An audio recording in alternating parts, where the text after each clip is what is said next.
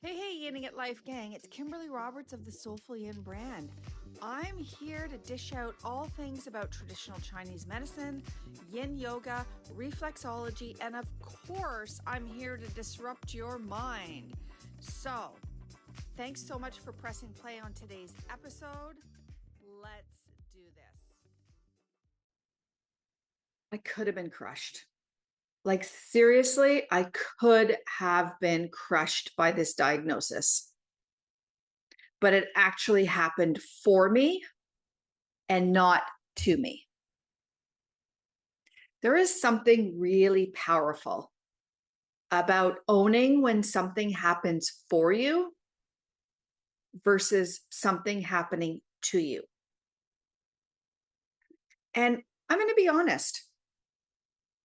Most of us, especially when we're dealing with our health, if we end up in some kind of crisis, our automatic default response is, why is this happening to me? I didn't ask for this. I didn't want this.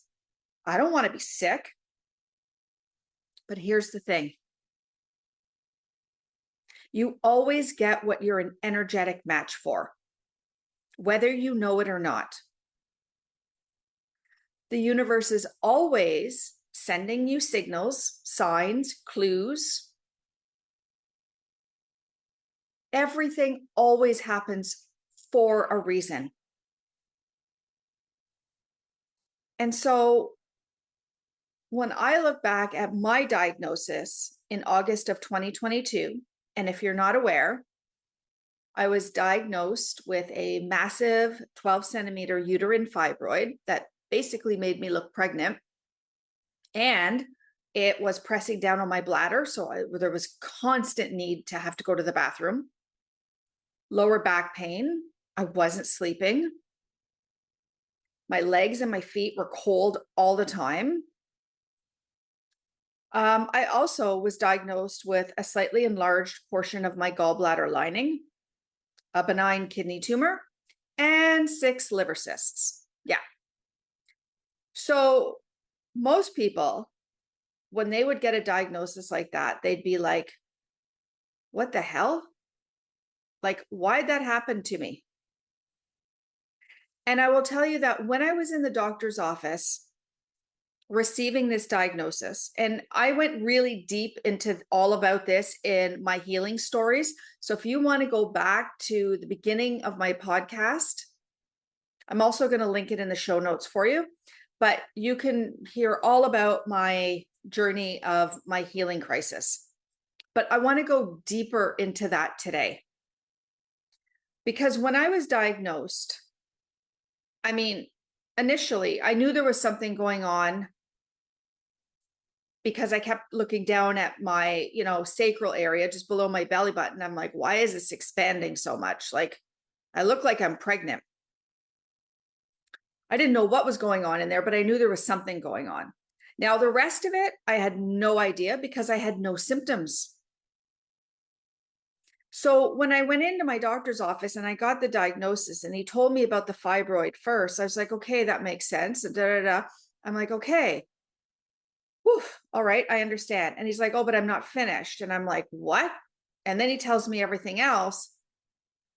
And of course, my initial response, like anybody's initial response would probably be to this, was like panic.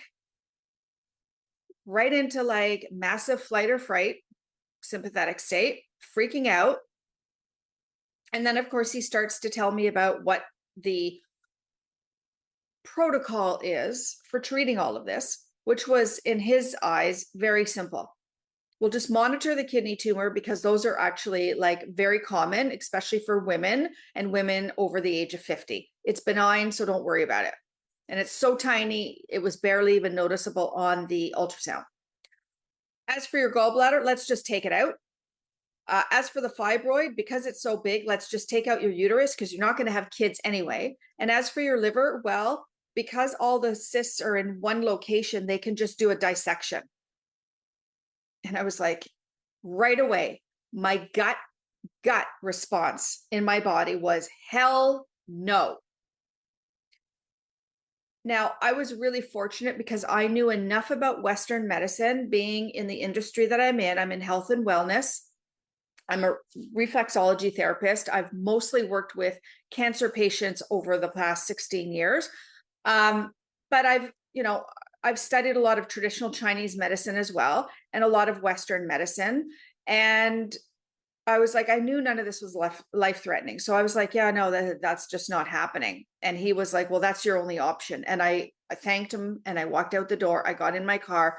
I had another hot second where I just literally burst out into tears. But not once did I say, why is this happening to me? I had a gut response again after the initial crying was over. I was like, no, this is happening for a reason. And now fast forward, we're into August of 2025. We're almost at the 22nd of August, literally almost like 3 years to the date. And in fact, when this podcast episode airs, it'll be on my 3-year anniversary. And let me tell you where I'm at now. Fibroid keeps shrinking. It's still there, but I mean, 12 centimeters is a lot to shrink.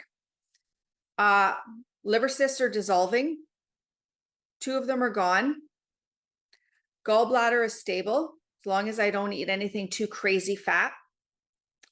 Kidney tumor, it was never bothering me in the first place, but I know what I'm supposed to look for in terms of if there is something happening there, and nothing's happening.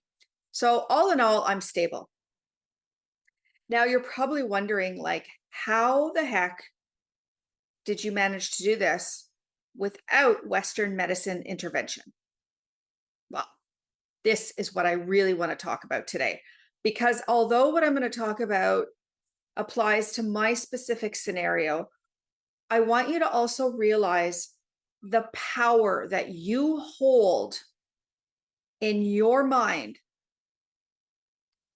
to shift anything, including your health. I will tell you that some of the cancer patients that I've worked with that were end stage 4, and I'll tell you exactly, I had one patient, she had 3 different types of cancer over the bout of 15 years. She had breast cancer, she had ovarian cancer, and she had cervical cancer. Now, ovarian and cervical cancer at end stage 4 is not good. For her, again, she had the same philosophy as me. Why is this happening for me? What do I need to learn? What do I need to shift? And so her mindset right from the beginning was, I'm going to heal. And long story short, it's been now we're like, she's well past the 5-year remission rate. And she's still healthy. Now, did she do conventional chemotherapy? Absolutely. But she also did a lot of traditional Chinese medicine. She also saw me for reflexology. She also did yin yoga. She did acupressure with me. She did acupuncture as well. She did all the things, but she really worked on her mindset. And she, to this day, always tells people, if it wasn't for my mindset, I'd be dead. And I'll tell you that for me, if it wasn't for the mindset shift that I made almost 3 years ago, I wouldn't be stable right now. I wouldn't be sitting here recording this podcast episode. But when I realized that this happened for me, I started to dive deep into what I knew.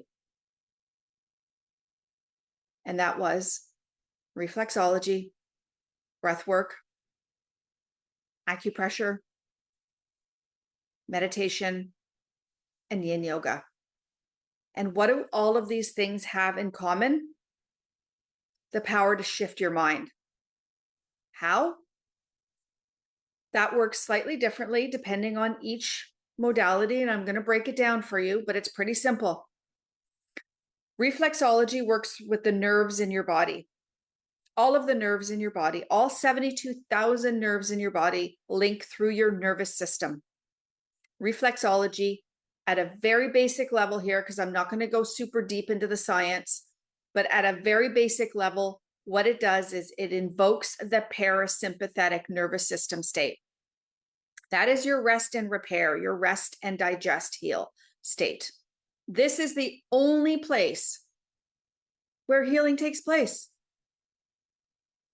So it does that.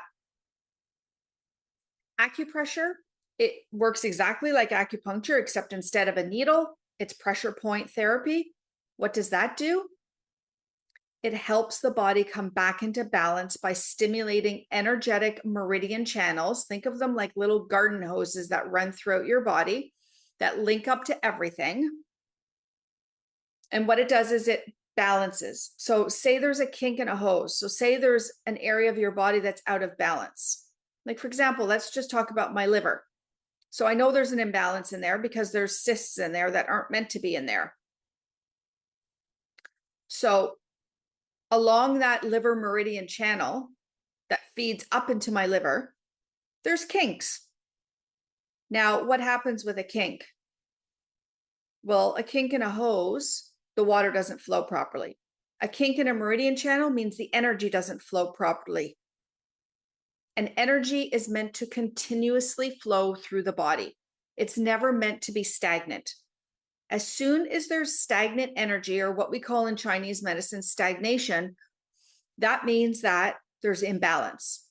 And imbalance can lead to illness, dis-ease, and disease if we're not paying attention. Breathwork and meditation. Honestly, breath work helps you to expand not just your body, but your energy. It helps also invoke the parasympathetic nervous system state. And it also helps balance you. It helps calm your mind. It helps you to see things more clearly and objectively. The same thing with meditation. And then yin yoga. The pause. I talk about the pause in a pose so often when I teach my classes on my app, SolefulYin. The pause is so much more powerful than we think it is. So for most of us, the way that we've been taught yin, and I'm not saying that what I'm going to talk about here is wrong, because every teacher has, their intuitive way of teaching yin. And I want them to respect that. Teach from what you embody. For me, it's not so much about the physical stretch. Do I talk about the physical stretch? Yes. Why? Because for a lot of people, they need that underlying context to understand. I know it's happening. It's not my 100% jam. It's not what I get all excited about. What I get excited about in yin is in that pause, there's magic that can happen. It's not about trying to empty out my mind and not think at all, because we already know the brain is not hardwired to do that. Okay, it has to think. It's chemically hardwired with neurotransmitters in it to think. But what we can start to do is we can start to distance the thoughts. We can start to observe the thoughts from more of a neutral place instead of a judgmental one. We can start to get inquisitive and contemplative about, I really need to believe that thought? Like, is that really serving me? And when I think about that thought, how is my body responding? Because that's a huge, huge cue. Connecting the body and the mind, because your body is always communicating with you. It's just, are you paying attention to the body? And are you paying attention to what it's saying, how you're feeling? For me in yin, it's all about how do you feel in the pose. I don't care what you look like. I care about how you feel. And when stuff comes up that you're like, I don't like that thought, or I don't believe that thought, or I don't want to believe that thought, then I start to dive a little deeper into, okay, well, if I don't want to think that, what do I want to think? If I don't want to feel this way, how do I want to feel? But all of these deeper contemplative questions, they can't happen when you're running around all day long, you're at work, you're running errands, you're taking care of the kids, you're making your grocery list, you're doing whatever. That is not the time for deep contemplation. So when do people have time for deep contemplation? In yin. And I'll tell you something. A lot of my students will sometimes say, I can't just sit and meditate. Why? Often because in Western world, what do we do with our body most of the day? We sit. We create a lot of physical tension and compression in our body that our body is not meant to sustain over a period of time. So to just drop in and sit in meditation when your body is all stiff, tight, restricted, sore, and achy, you're like, yeah, no, I'm not down for this. So you give up the meditation. But you see, yin yoga is a meditative practice. It can be if you choose to allow that. So you could get into this in two different ways. So for me, I will often combine. I will do my yin practice. I will start to contemplate while I'm in the poses. I know that given the amount of time that I'm in each pose, whether it's 2, 3, 5 minutes, I know that that's an opportunity for me to dive a little deeper into what my body is telling me, what kind of thoughts I'm having, what do I want to shift, and then I can finish that off in my meditation practice. But sometimes it happens all in my yin practice, the whole thing. And that becomes my meditation and my yin practice together. So there's no wrong or right way to, or there's no right way to do it. It's which way feels best for you. And that could change from day to day. But I will tell you then, when I got my diagnosis, I went right to the core root of what I knew, traditional Chinese medicine, and all the incorporations with it, acupressure, reflexology, yin. And I started to practice from that. Now, if you want to know more about how yin yoga works with our meridian channels in our body, our emotions and our organs, you can check out, literally, it was a #1 ranking podcast episode of mine. I'm going to link it in the show notes for you, but it's all about the connection between meridians, emotions, and organs. It is literally powerful. It is fire. And it explains in deep detail how that all works together.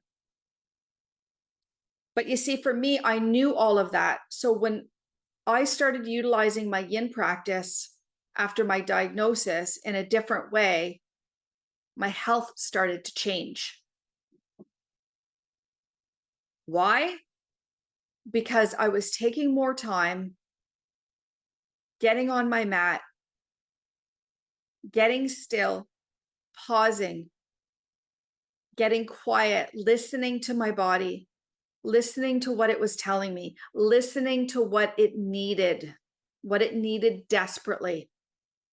And what it needed desperately was this: release the fear. Stop trying to control how everything in your life works. Drop the how. Like, how's this going to work? Release the pressure to, I got to get it all done now. release the emotions I was holding on to that weren't even mine, that were coming from other people in my life. That, you know what? I'm not meant to carry anybody's emotions. Nobody is meant to carry anybody else's emotions. But not only was I carrying my emotions, I was carrying other people's emotions. Double whammy, right? So all of this, my ego having to prove my worth, I call that kind of like all the unsexy work that we have to do. Because when we're in that energy of, I'm not worthy, I'm scared, I have to control everything, I got to fix it all, there's so much pressure to get it all done. If I don't do it this way, people aren't going to love me. I got to work harder and do more because then that means I'm actually worth something. When you're in all of that energy, you are so misaligned to who you are truly meant to be and how you're truly meant to live. And that's how I was living. That's how I was living. Controlling, scared, pressurized, unworthy.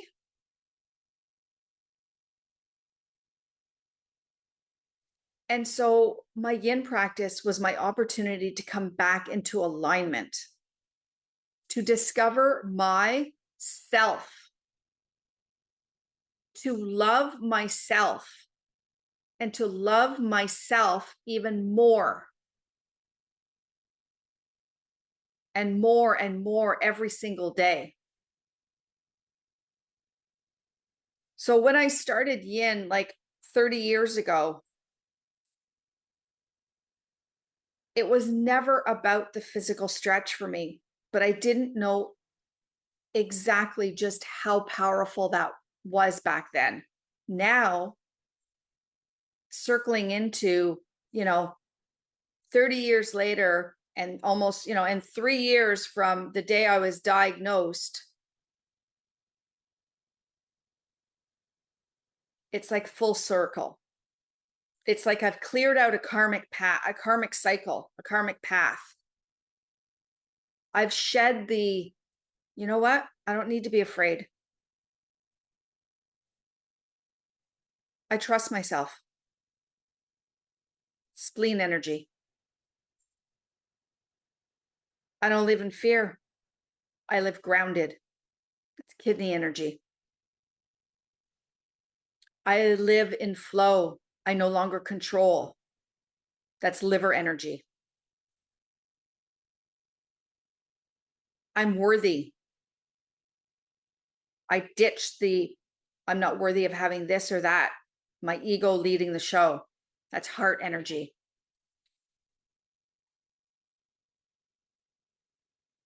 I've grieved who I used to be when I was misaligned.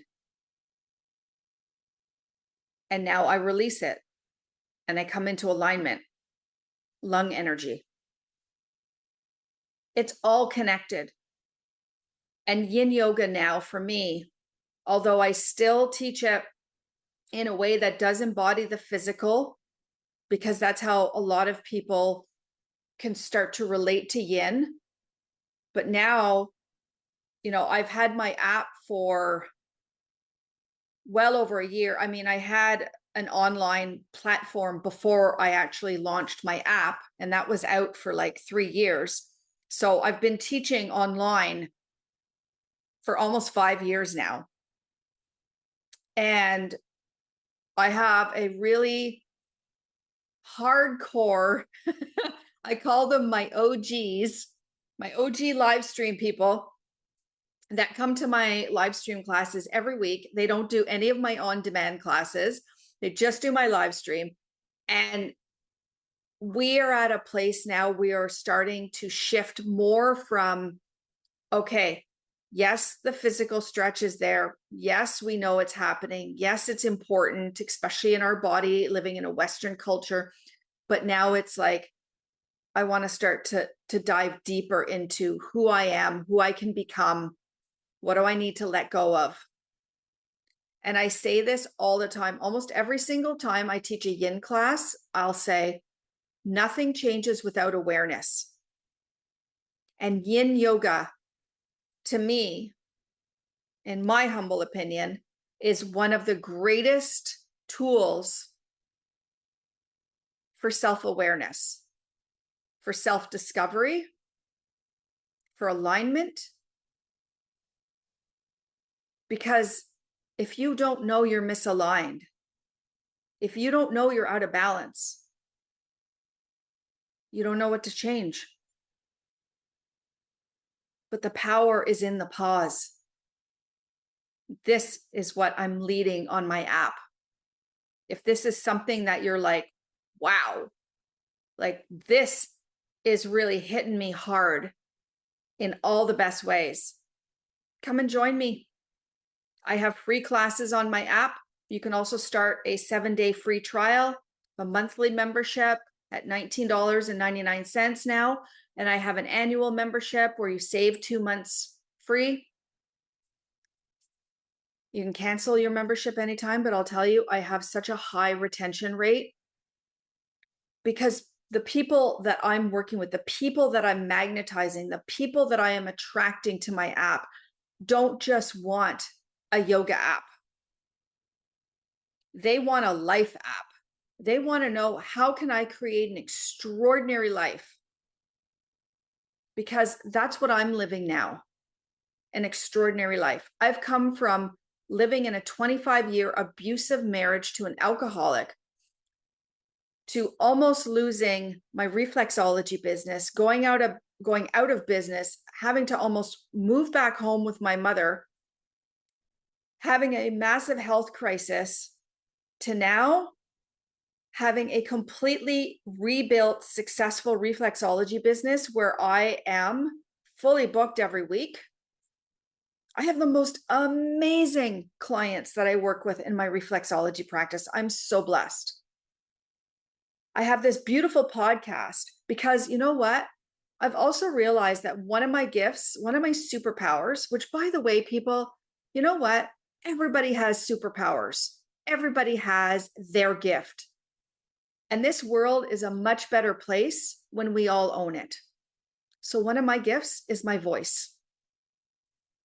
This throat chakra of mine, this defined throat center, let me tell you, it's vibrating at a high frequency all the time.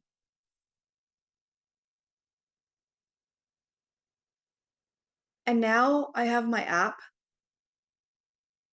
Almost a year of having my app. I have the most incredible students who practice on it. I'd say probably 95% of my students practice on demand because I have people from all over the world and I'm here in Ottawa, Canada. So when I teach at, like 7 p.m. on a Wednesday night, it could be 2 a.m. in the morning for some people. I don't expect them to come and get on the mat with me at that time. That'd be something. But you see, I've built this incredibly extraordinary life, but it didn't happen all on its own. I was a co-creator in that. Because one of the things that I learned from this diagnosis is that we're always co-creating with the universe.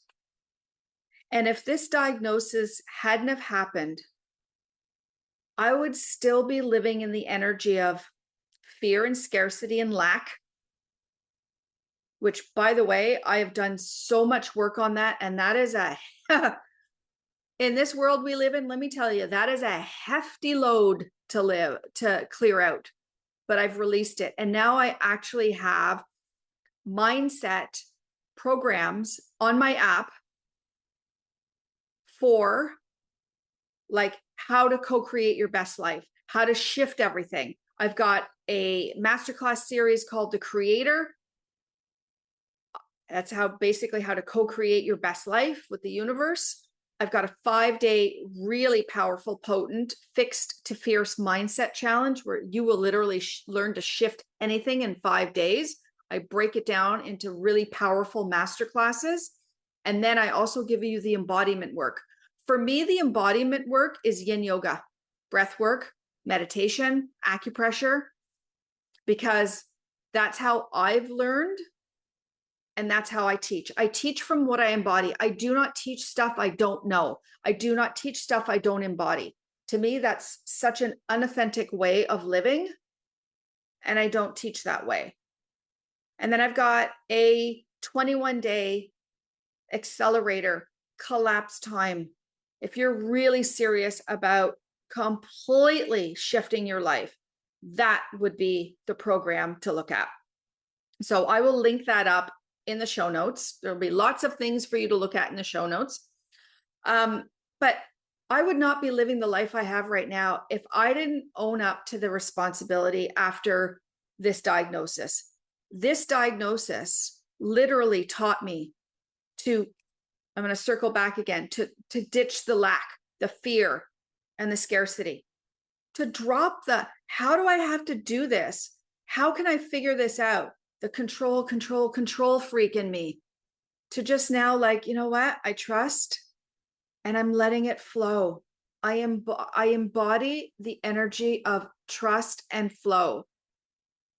And that brings me into such an aligned vibe where I'm living my best life. And now, with everything that I went through, clearing out all that karmic past, moving into the person who I was truly meant to become. And I'm here to serve one to many. I'm here for the collective. I'm here to serve the masses.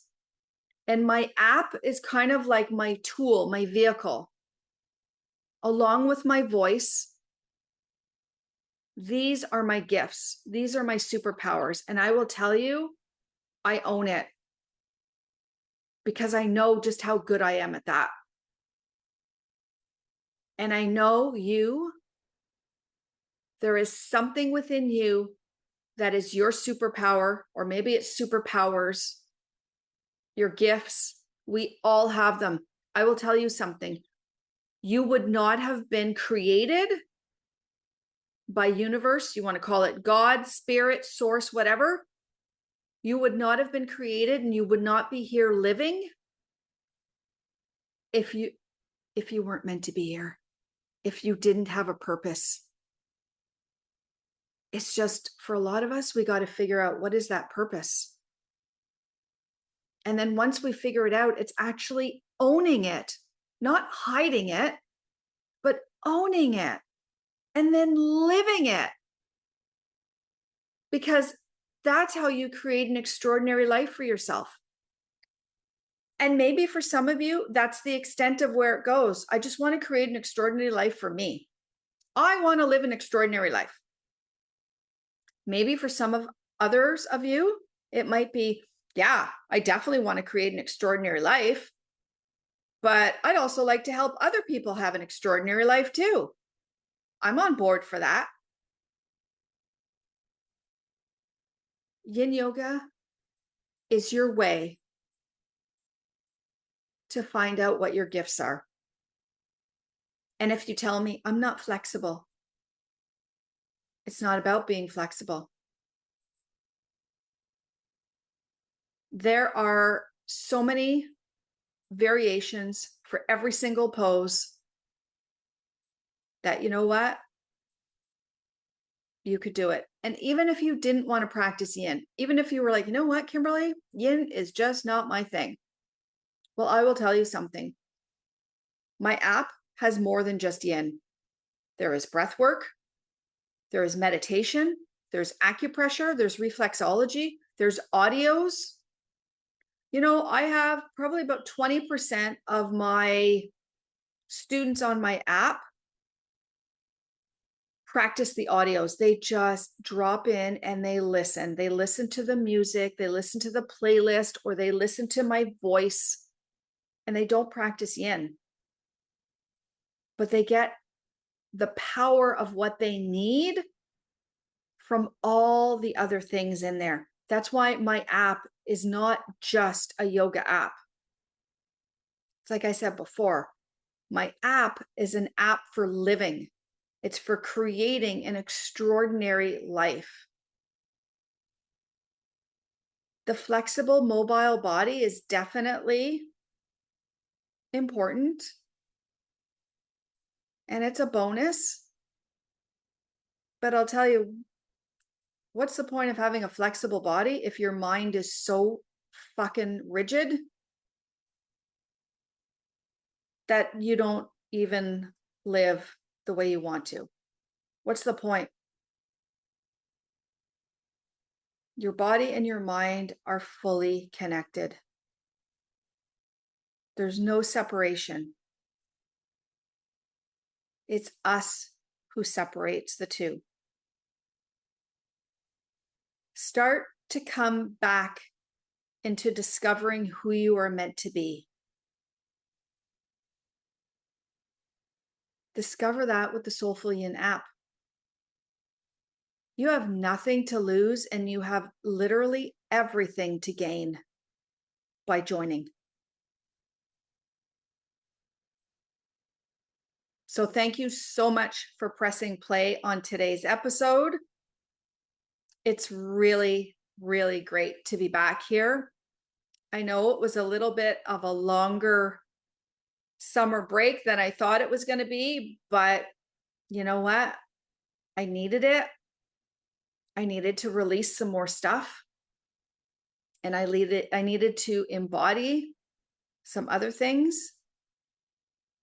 And now I'm so excited to help you create your version of an extraordinary life.